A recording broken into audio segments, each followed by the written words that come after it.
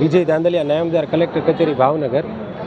મહેસૂલી કર્મચારી મંડળ વતી ભાવનગર મહેસૂલી કર્મચારી મંડળ વતી અત્યારે હું બાઇટ્સ આપવા આવ્યો છું.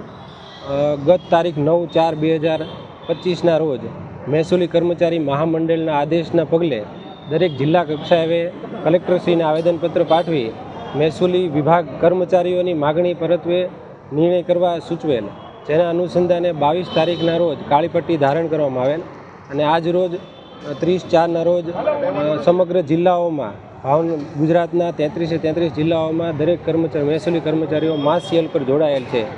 આ માગણીઓ અમારી મુખ્ય માગણીઓ પૈકી વર્ષ 2012થી નાયમદાર તરીકે સીધી ભરતીમાં જોડાયેલ કર્મચારીઓની સિનિયોરિટી યાદી તૈયાર થયેલ નથી.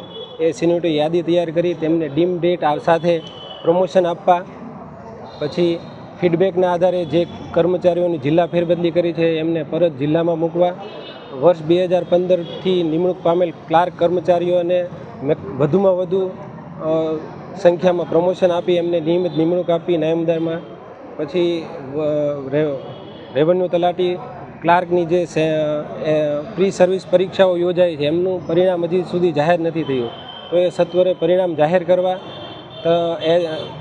તમામ મહેસૂલી કર્મચારીઓ માટે LRQ HRQ પરીક્ષાઓ નિયમિત યોજી તેના નિયમિત પરિણામો જાહેર કરવા, એવી વિવિધ અમારી માગણીઓ છે, જેના માટે આજરોજ અમે માસ સેલ પર જોડાયેલા છીએ. આજરોજ માસ સેલ બાદ મહામંડળના આદેશ મુજબ આગળના આંદોલનાત્મક કાર્યક્રમો આપવામાં આવશે.